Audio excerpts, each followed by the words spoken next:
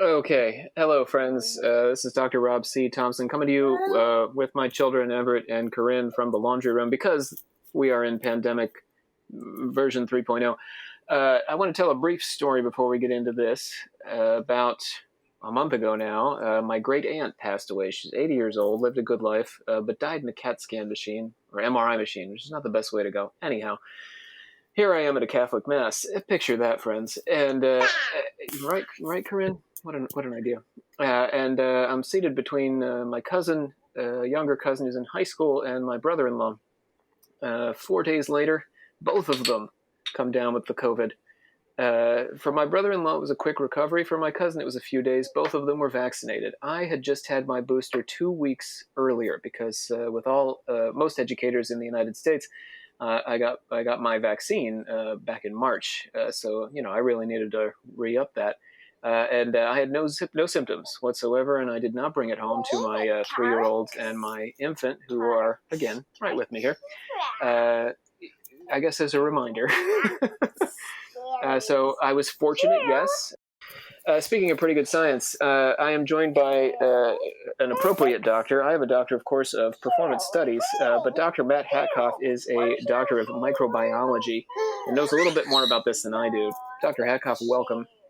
Thanks for having me back. I kind of wish that you didn't need me to do another podcast, but hey, here I am. Happy to talk to your listeners and talk about COVID and Omicron. Yeah, for those of you who haven't heard our earlier pandemic episodes, maybe you're new to the show, Matt is on the emergency response team for the college in response to the pandemic. He's been doing that for 2 long and difficult years. And Matt is my partner teaching a seminar in which we cover hidden worlds, the hidden worlds of the paranormal on my end and the hidden worlds of microbiology and conspiracy theory on Matt's side. Well, I guess conspiracy theory is sort of between us. Yeah, you never would have thought the conspiracy theory would blend into microbiology, but here we are in 2022 still talking about it. The pandemic has brought us so many wonderful, wonderful things. So... Speaking of wonderful things, what's going on right now, Matt? Just give us the lay of the land. So we are in pandemic version 3. I'm saying version 3, but, really we had the first one, then we had the Delta wave. So that's why I'm saying this is 3. Most of the media calls it number 3. It's felt like 4 or 5, though. Where are we at? So to orient everyone, I believe, depending on where you live, this really is the, quote, like 4th or 5th surge. I mean, we're going on to month 23 of this current pandemic.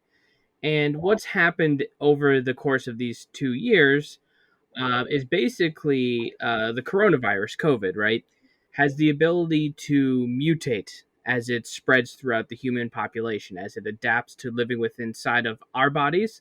COVID also has this super special ability to essentially spread to other animals like mice and deer and minks. So that gives it other populations that it can play around and mutate in. And what happens is if it mutates enough, it becomes a variant of concern if you're following sort of the WHO protocol, meaning it has some, I'll put it in air quotes and none of you can see me, some special abilities to either spread faster, to evade the immune response, whether that through natural infection with previous strains of COVID or through the vaccination.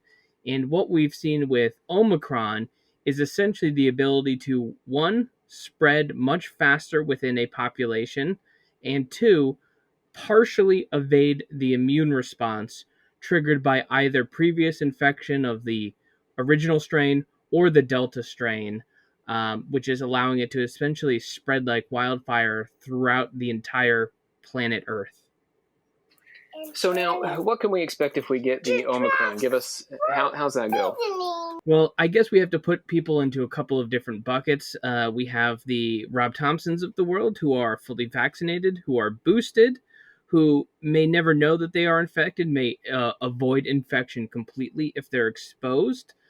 There are a number of fully vaccinated and boosted individuals who will develop symptoms, and on the average, those will be significantly milder than the people in the other buckets that I'll describe because they have a robust immune response to this variant. While it's not completely specific to Omicron, it's enough to cause it to form a milder disease. And I don't want to have the listeners believe that this is truly mild.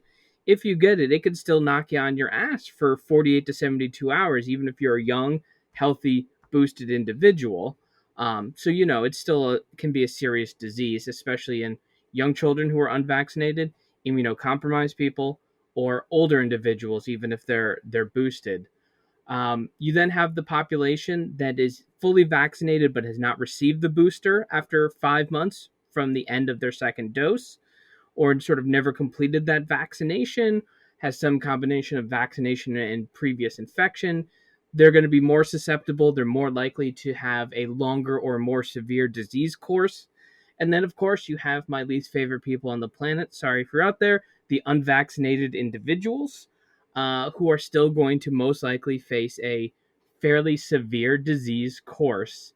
Now, while this may not be as severe on a personal level as Delta or the previous original strain for the average individual, this is still a deadly virus that can kill unvaccinated, vaccinated, or boosted individuals. Now, each of those levels of deadliness will sort of decrease based on your previous immune response.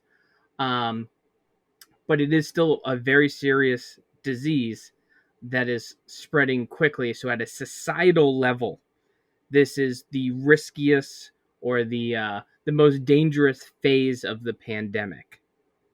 So here I am surrounded by my children. Matt had his son, Ben, also during this past year. How old is Ben now? 5 months? 5 months, 5 yes. months. And Everett's 6 months. So we got those. They're very close together. Now, tell me about children.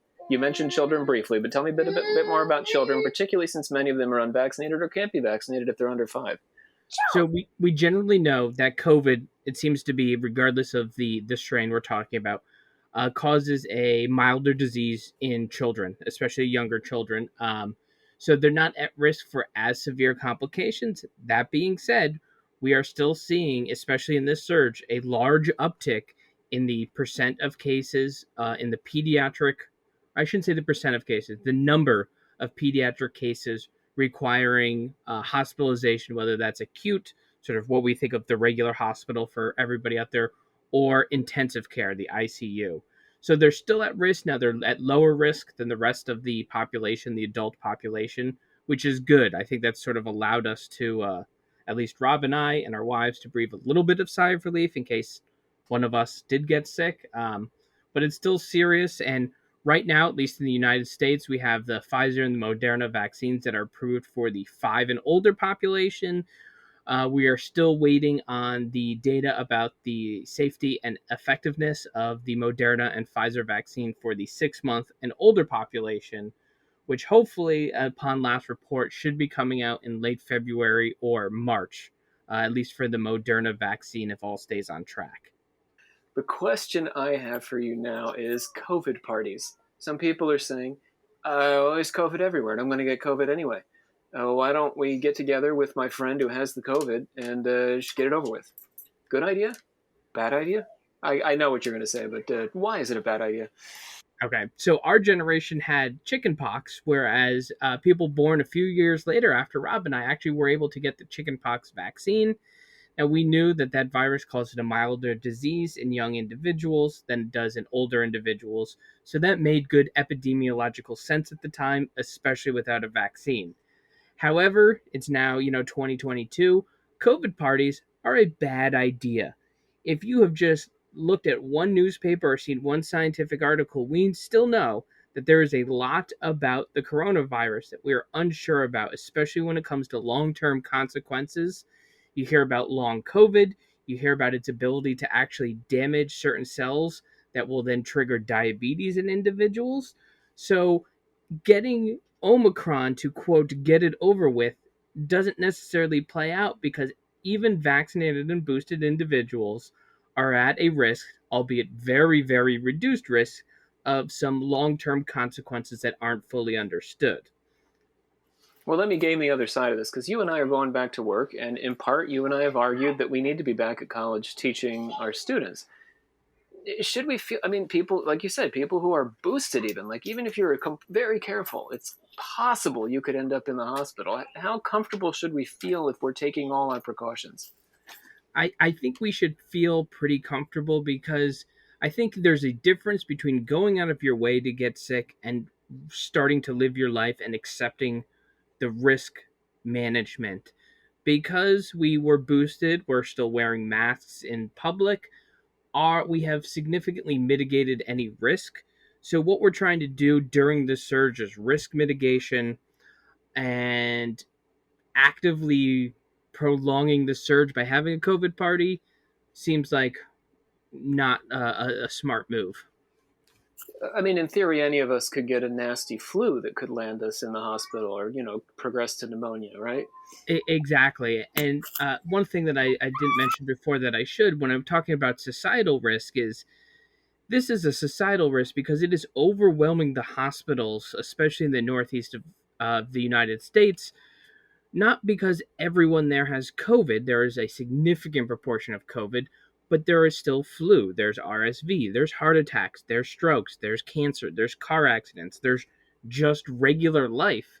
And these people are getting delayed care, which leads to severe consequences, mainly because the overworked, overtired, burnt out healthcare workers have been asked to carry this burden for 2 years, and it's simply becoming too much because Omicron is spreading so fast through the entire population.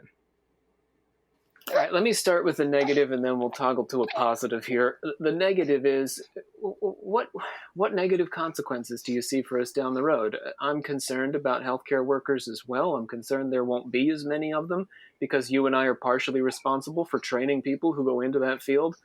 We know that the popularity of these fields are going down. We know that teachers are less of them. So, what are going to be some of the repercussions of the pandemic, even after we're in the clear? Well, so this stretches my ability, but I did study the plague from the 1300s, like the plague. Um, but there are some correlates between massive pandemics, and this is even bigger than the 1918 flu pandemic, but massive pandemics in human history. There's good reason to believe that the pandemic of the Black Death from 1347 to 1351 was the impetus from going from the Dark Ages to the Age of Enlightenment. A similar plague that could have been caused by Yersinia pestis, so the plague, the Black Death, could have triggered the fall of Rome. So generally, what we see is a shift in society following what amounts to a world-changing infectious disease. And I think we're starting to see that now with healthcare workers leaving the field, teachers leaving the field, people just saying a job is not worth the risk and the beratement that I get from all of the Karens out there. I mean, and not for nothing, and we don't get political on this show, but there is an observed turn toward, let's say, extremist ideology. And I'll be honest, I see that on the left and the right. But, if we're looking at Europe, if we're looking at South America, we're seeing the rise of these dictatorial figures on the model of somebody like Putin or Xi Jinping. Or even Xi Jinping is consolidating power in China like we haven't seen in that country in a long time.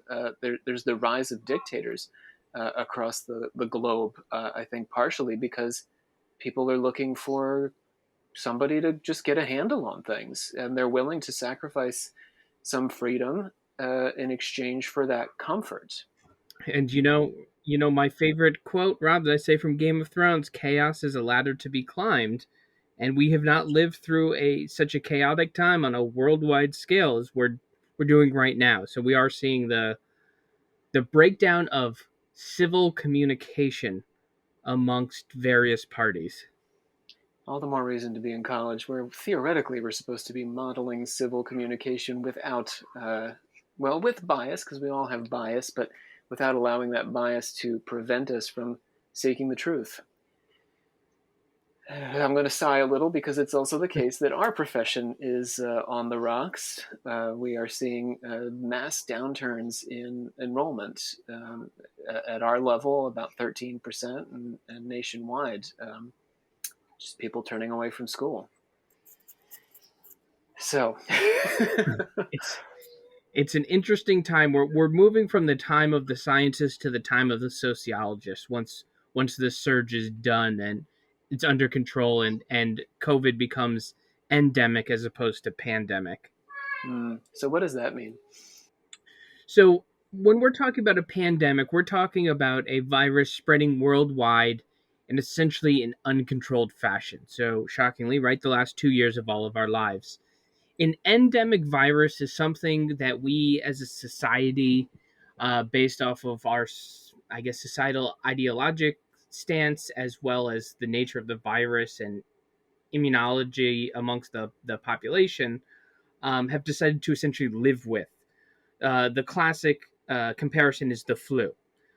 So the flu has a seasonality. We consider it to be endemic on most years when there's not a new strain, which then becomes pandemic. Um, but what happens is it will decrease in the summer. We saw it last summer with COVID. There will be a spike in the winter. This is very common for respiratory diseases, and it goes back into remission. As a society, we don't stop. We don't shut down for it. We just accept our losses.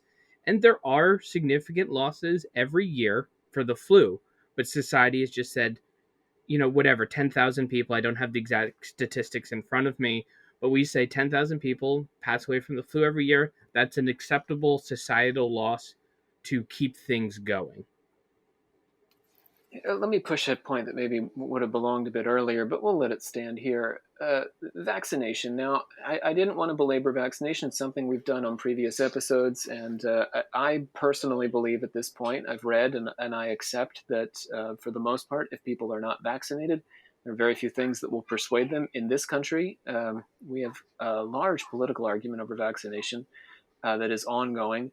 And as a result, we've seen situations where talk radio hosts, for example, who have opposed vaccinations have died of COVID, and it has made absolutely no difference in the minds of their listeners. So I believe that there's very little that can be said or done to change somebody's mind about this. However, what would have, given that Omicron is passing to my vaccinated brother-in-law, and theoretically could pass to me, even though on a less, on a smaller percentage. What difference would it have made if all Americans had decided, I'm going to give up, I'm going to make this sacrifice so that the country can get back together? What would happen if everyone was vaccinated? So I think we have to go bigger than that. We have to look at a world scale with vaccine equity, which is obviously a topic that's far beyond the scope of what we can talk about today. But if we just focus and put the United States in a bubble, right? And if we had said from January 1st of 2021 through August 1st of 2021, everyone has to go. You have to get both doses of your vaccine, and that's just the way it's going to be. I can't say for sure, but I'm going to say with pretty good confidence there would have never been Delta and there would have never been Omicron. We would have been done with this. In counterpoint to my, we're not going to talk people into getting vaccines. We're not going to be able to do some sort of PSA. There is an argument that, if you have to get a vaccine to get on a flight, for example, this is one way we can spread vaccination rates. Give me your take on that, Matt. So, I mean, this is my problem is we don't really debate the word "the" in America. We just accept that word exists. It has its purpose. We need it to keep on functioning. But somewhere along the line, we've decided that scientific facts that are objective and true can be debated, and that somebody who has spent 10 minutes on YouTube has the equal training to my 4 years of an undergrad, my 5 years of grad school, my 3 years of a postdoc, and my 7 years of a professor, right? So along those lines, that's the problem. You don't hear anybody. Well, you hear very few people objecting to the measles vaccine, or the flu vaccine, or the polio vaccine, or the other 18 vaccines that children get between the ages of 0 days old and 2 years, especially after the widely debunked autism link, right? Putting that aside. So the fact that we're debating this is just political theater, and I don't see any reason why we couldn't as a society say, no, if you want to become a citizen or remain a citizen within a society, there are certain requirements that must be upheld. We all pay our taxes, you get your COVID shot, and then you just move on. Had we had stronger feelings on that to begin with, or better, I don't know, camaraderie between different sides of the aisle in America, we may have had a better vaccination rate. And again, there's the worldwide distribution problem, there's vaccine equity, so it's a more complicated problem than this, but we may have vaccinated our way out of this earlier on.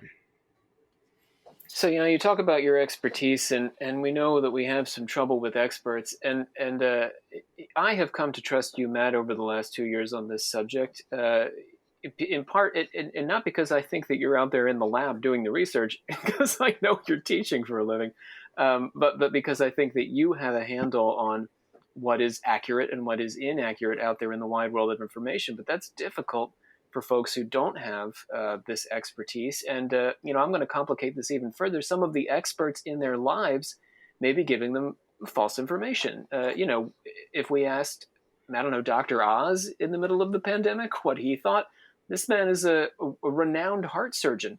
But, if you ask your doctor in Orlando, he might have a take that doesn't necessarily agree with the CDC doctors who, let's be honest, haven't always been spot on with their recommendations and have sort of vacillated. Most recently, we had that vacillation from 10 days to 5 to get people back to work. How do we know who to trust? How do we know? I mean, this is a question going forward, right? This is not the last time we're all going to have to make medical choices. How do we know who to trust?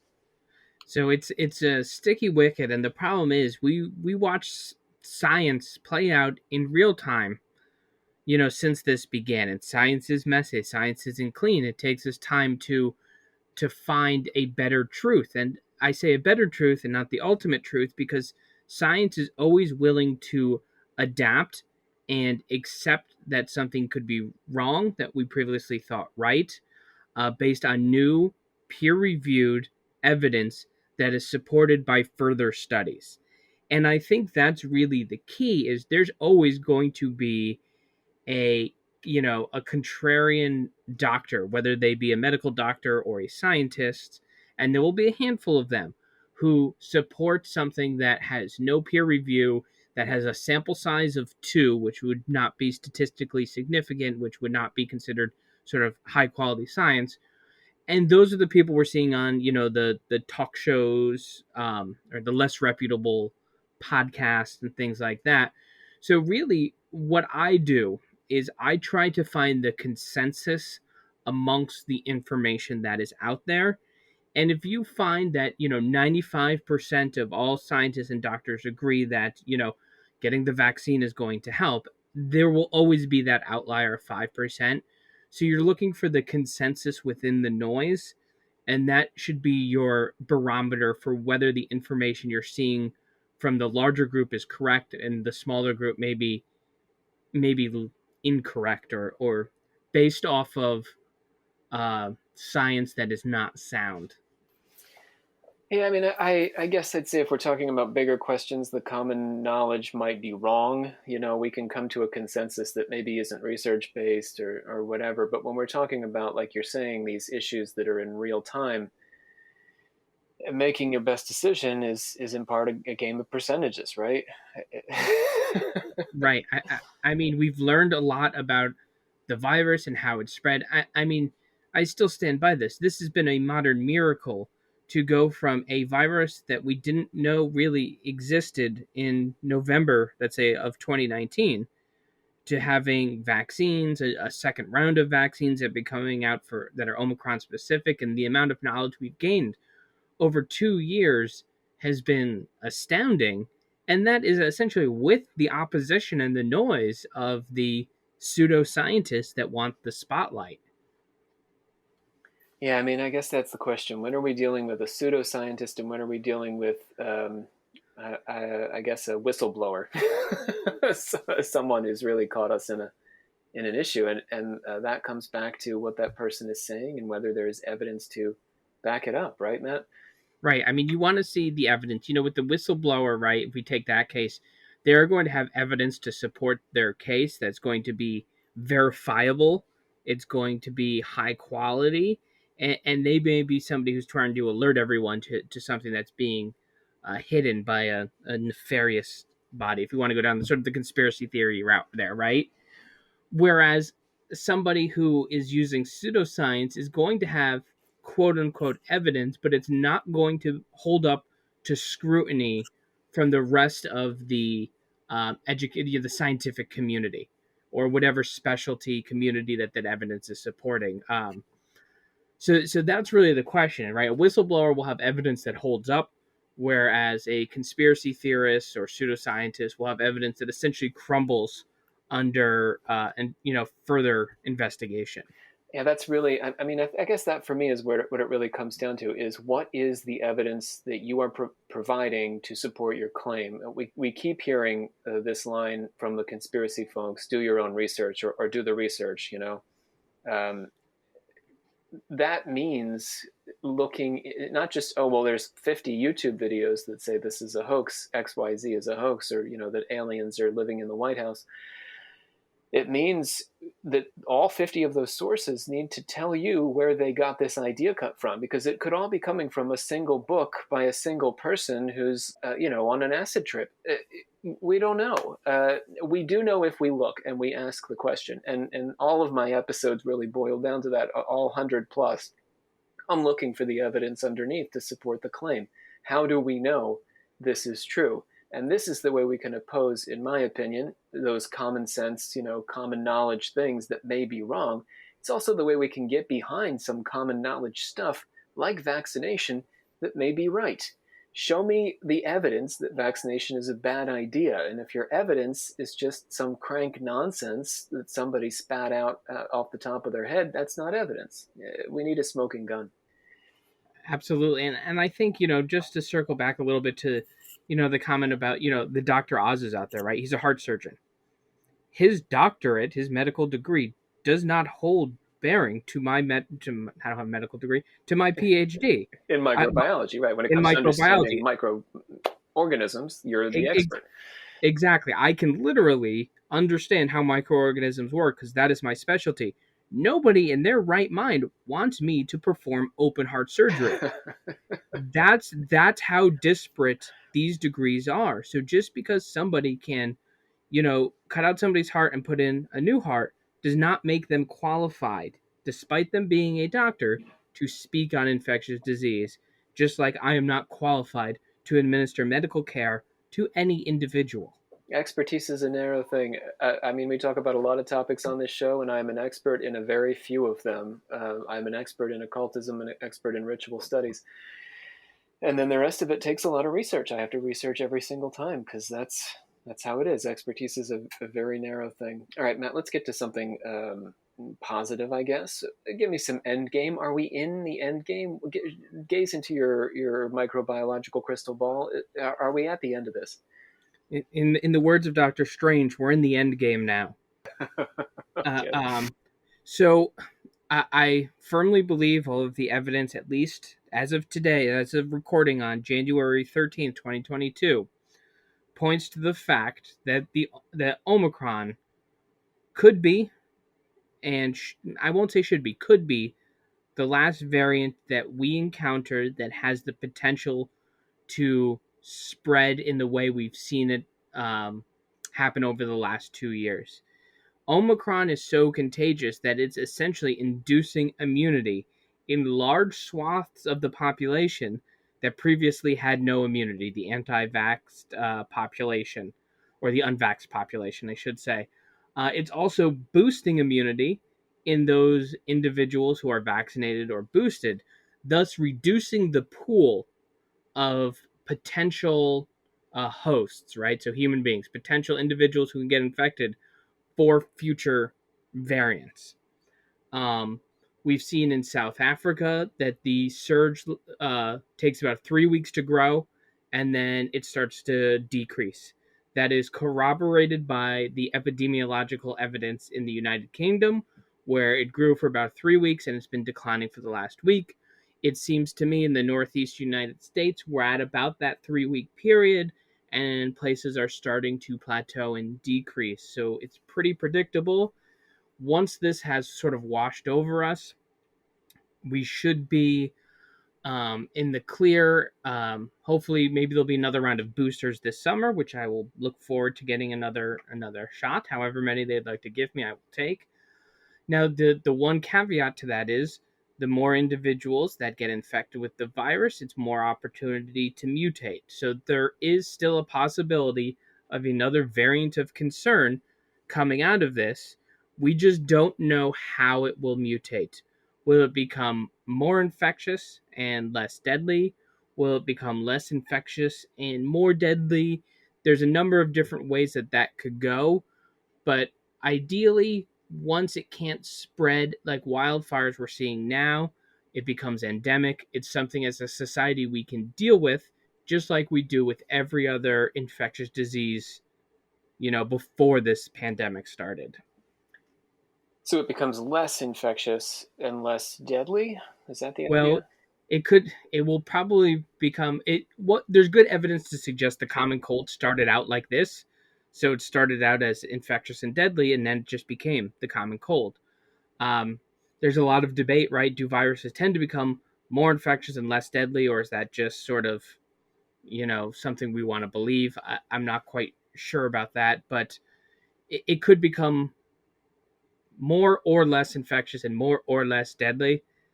The ideal would be less infectious, less deadly, but we'll see what happens. So we need it to go in both of those directions really to get to that endemic stage.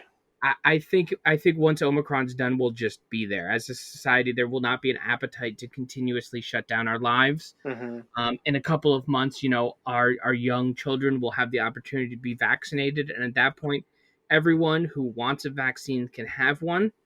And then if you choose to still remain unvaccinated, you have to accept the consequences of your actions, of whether that's personally getting sick or infecting let's say, a loved one, and what consequences could come from that.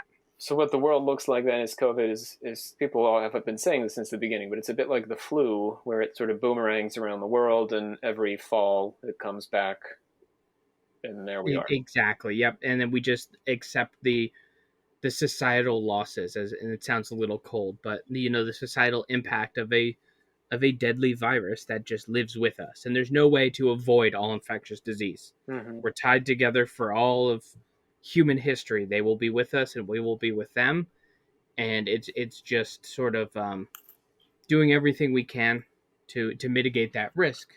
And luckily, we have a very good vaccine technology that can be updated quickly to keep us safe and protected, as does the flu vaccine every year.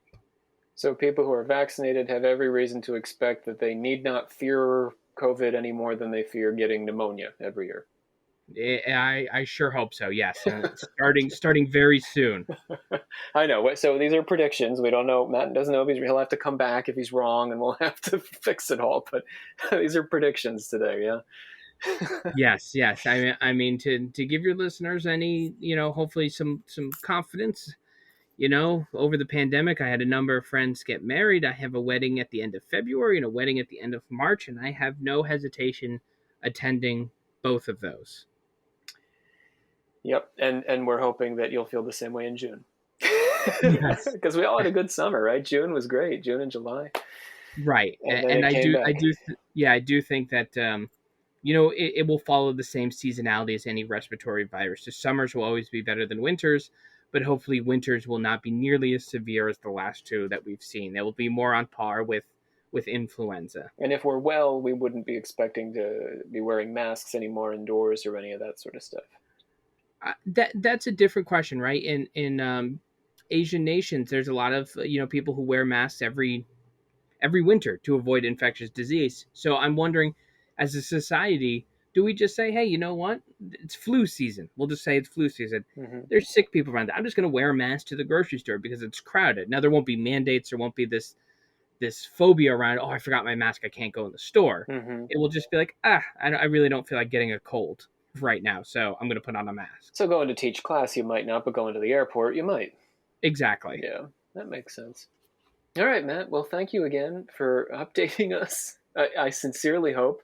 This is always, I think, an intelligent conversation. I hope folks enjoy it. I know we do get. I want to thank Brian Brian D, who you did an episode with, Matt. Brian asked us to do the pandemic update this time, but we're always getting messages from folks when things change to have Matt back on. But I'm hoping, what I'm trying to say here, I'm hoping to get you back on to discuss something else entirely. Yeah, I love being on the podcast. I hope next time we're talking about some not world-changing pandemic. Yeah. So our resident pandemic expert, Dr. Matt Hatkoff, thank you again.